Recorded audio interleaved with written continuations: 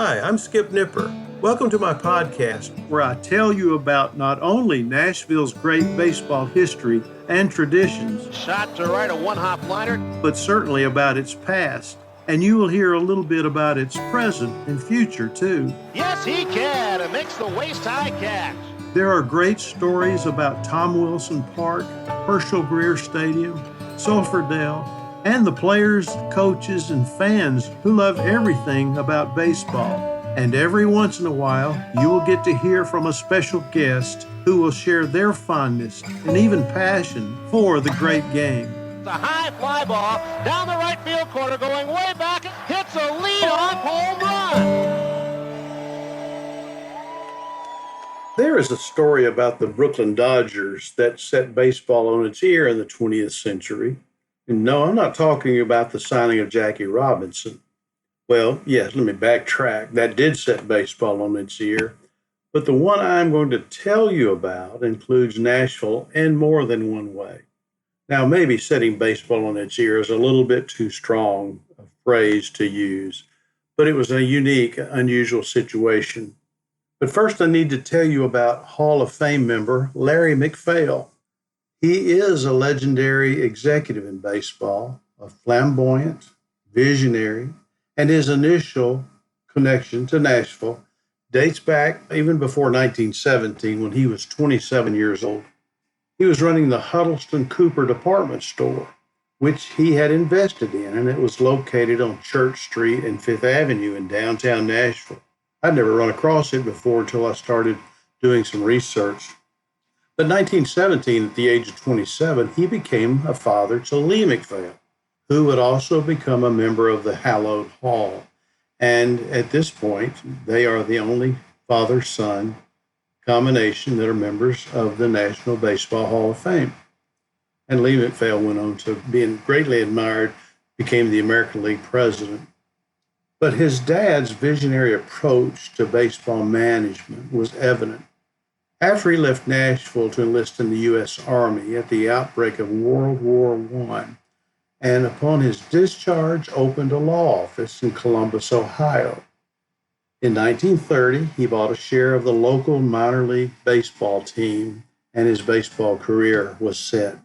He bought the Columbus Redbirds, a farm club of the St. Louis Cardinals, and his innovative thinking led to the incorporation of the team into Hall of Fame executive Branch Rickey's burgeoning farm system. MacPhail built a new stadium in Columbus and installed a set of floodlights, even though the team was struggling financially. In 1932, the Redbirds outdrew the St. Louis Cardinals by over 30,000 fans, nearly 310,000 in Columbus to 279,000 by St. Louis. Hired to be the general manager for the struggling Cincinnati Reds franchise in 1934, the Reds became the first team to fly in an airplane for a road series against the Chicago Cubs when they climbed on an airplane on June the 8th, 1934. And that was MacPhail's idea. And as he had done at Columbus, he installed lights at Crosley Field. And on May 24th, 1935, in the first night game for a major league team, the Cincinnati Reds drew more than 20,000 fans. His second connection to Nashville occurred when he joined the Reds. The Vols, Nashville's team, were a farm club of the Cincinnati Reds, and MacPhail was generous to the team in his former home. He sent players such as Johnny Peacock and Jimmy Outlaw, Harry Kraft, and others to the Nashville Ball Club. And in addition, the manager in Nashville was Chuck Dressen, who had become the manager of the Vols in 1932 and was subsequently hired by the Reds to manage them during the 1934 season. MacPhail left the Reds in 1937, working as a banker until the following season, assuming the position of general manager of the Brooklyn Dodgers in 1938. At that time, the team was cash-strapped, and the Brooklyn Trust Company asked him to bail out the ball club. And that's when the next connection to Nashville comes in, as MacPhail hired Dressen to be a third base coach for Leo DeRocher brought in by MacPhail to be the manager of the Dodgers. And that decision allowed for Vols owner Fay Murray to bring New Orleans manager Larry Gilbert to Nashville for the 1939 season, a tenure that lasted nearly 17 years. Murray's connection to MacPhail also allowed for an essential cog in the wheel of Brooklyn's farm system. And this is the story I wanted to tell you about. And Fred Russell, the Nashville Banner sports writer, wrote about it this way. In a move termed the most important in this city's baseball history, owner Fay Murray announced a merger of the Nashville and Brooklyn farm systems. He went on to say the consolidation, agreed upon at an all-day conference in Cincinnati yesterday with Larry MacPhail, new Dodger boss, embraces 10 minor league clubs, with Nashville topping the chain as the only Class A1 outfit therein. And Brooklyn's farm clubs at the time included Elmira, New York, Winston-Salem, Clinton, Iowa, Dayton, Ohio, and Greenwood, Mississippi.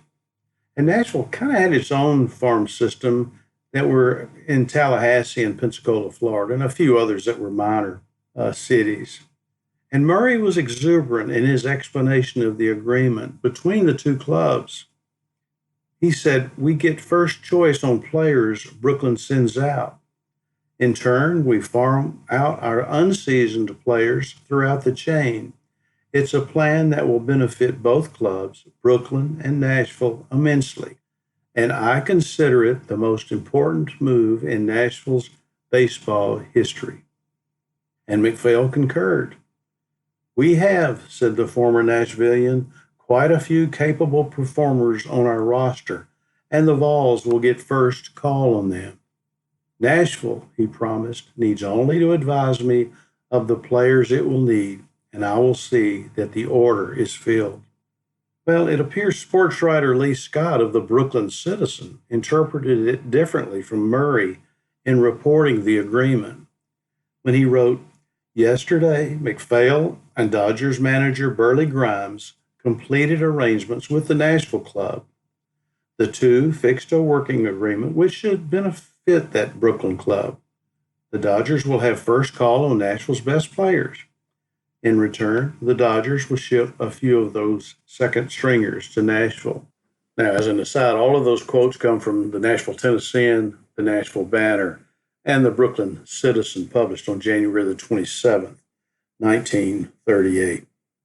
Well, the affiliation did not remain strong, as Fay Murray had hoped. Now, Nashville won the Southern Association playoffs in Gilbert's first year in 1939, but lost in the Dixie playoffs to Fort Worth of the Texas League. And in 1940, the Vols won it all, with one of the strongest ball clubs in minor league history. And Gilbert did not extend the agreement with Brooklyn after the season, which is a surprise. And MacPhail left the Dodgers to serve during World War II, and the relationship did not continue. It must have been a stormy relationship. Now I'm just guessing. But Murray, who desperately wanted a championship for Nashville, did what he thought it took to bring a pennant for his Southern Association team for the first time since 1916. It had been a long drought of 24 years before a pennant occurred in Nashville. And through his relationship with MacPhail and the ability to secure Gilbert, his dream came true in 1940. But sadly, it was short-lived, as Murray died of a heart attack on March 4th, 1941, just before spring training. Gilbert led the Vols to 2 more pennants and 4 league titles as manager, and an additional pennant and league title in 1949 while serving as the general manager. And for 2 seasons, 1941 and 1942, Nashville had no official affiliation with a major league club before Gilbert connected Nashville to the Chicago Cubs in 1943. And that relationship lasted for 9 seasons. Murray and MacPhail teamed up to bring excitement to their 2 teams. But still, the experiment was surpassed by Branch Rickey, credited with developing minor league systems for major league clubs. And one more thing, I cannot find an important player who was sent to the Vols by MacPhail from the Dodgers, although he said he would. And although I will continue to look also. The outbreak of World War II prompted MacPhail to leave and join the cause, undertaking public relations work for the War Department. And that may have helped to end the relationship too. And then, of course, when Murray passed away. And guess what? When MacPhail left the Dodgers to go to the war effort during World War II, his mentor, Branch Rickey, replaced him in Brooklyn, and the rest is history. Sadly, Fay Murray was not around to watch his team capture more pennants and more Dixie playoff championships with Larry Gilbert at the helm. But I'll tell you, Fay Murray was a visionary too, and it's nice to think about what baseball in Nashville would have been continuing with Fay Murray as owner of the ball club on into the 40s and maybe even into the 1950s. We were glad to have Larry Gilbert taking his place and continuing the strong efforts by the Nashville Vols during his tenure. Well, that's the story of Brooklyn and Nashville agreeing on a farm system in 1938 and what we got to later on. I appreciate you listening. As always, I am grateful. Thank you.